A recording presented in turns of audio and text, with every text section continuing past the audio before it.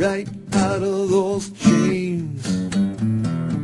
Slip right out of those chains. Yeah. So basically, I'm here with Michael Guerin, who is one of my favorite people in the whole world. We met at a networking meeting a couple of years ago, and he came and kind of bit the silver bullet. Came and came and worked with me to clear some fears that he had.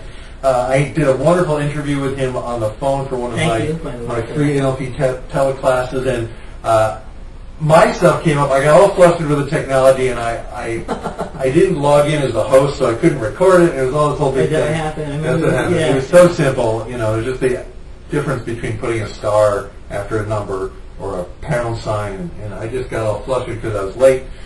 Proof that, you know, even though I do this all the time. Can I say shit happens? Or, we're not allowed to say that. We can say that, you know. Yeah. That's, you know. Stuff happens. My wife wants me to clean my language up. Yeah, well, I'm working on that. I love colorful language. Yeah, me too. And it's fun.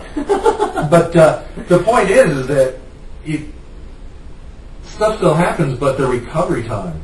Moments later, I was like, well, whatever, we're not going to record it, and I'm just going to have a great conversation. I became very present, and we had a wonderful talk, and it actually ended up in you making some connections. Somebody contacted you. Someone actually went to my site, checked it out, actually opted in, which always feels nice, downloaded my free report, which is nice, which you have a lot. I don't know if I gave you enough props on that, but, it's in my autoresponder. Oh, okay. I can say a suggestion from a friend that I referenced that you had asked me to write an article.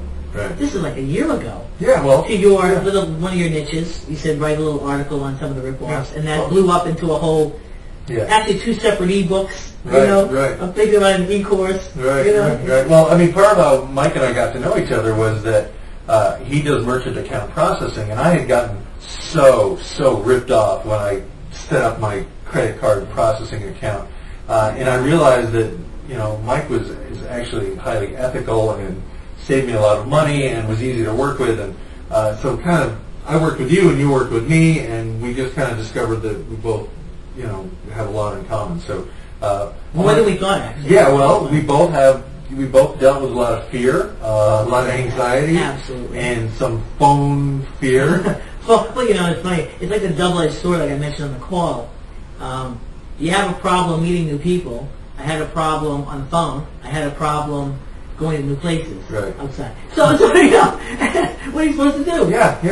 But if I knew people, if they were like my friends, or I was friendly with them, then it was just a conversation. Then I was okay with them. But I was never a good phone person.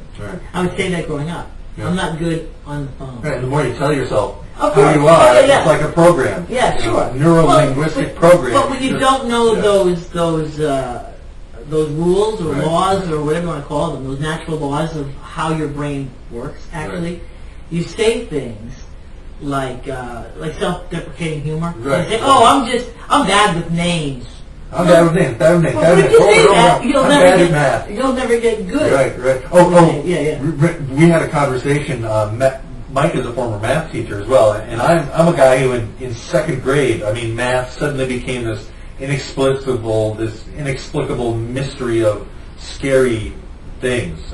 So it turns out there's a lot of people out there with math phobias. Yes. So stay tuned, folks. We were going to create a program specifically for math phobias. Actually, it's funny because my wife was asking me about that math project. Yeah.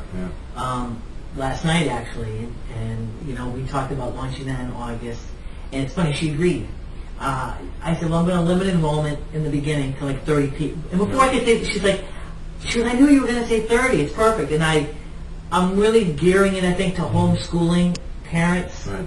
I think you're missing the whole boat. I think there are so many adults out there who have math phobia, and it's costing them. It can't balance their checking account. No, it is costing them. and so they're certainly free to come in.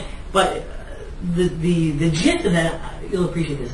When I was in the philosophy program, studying ethics, so that you're talking about the ethical background. It's for real. I have a paper that says, you're ethical. I'm ethical guy. Yes, I learned in school. One of my areas of interest was philosophy of math, and some of the guys that I liked ended up in that camp, and so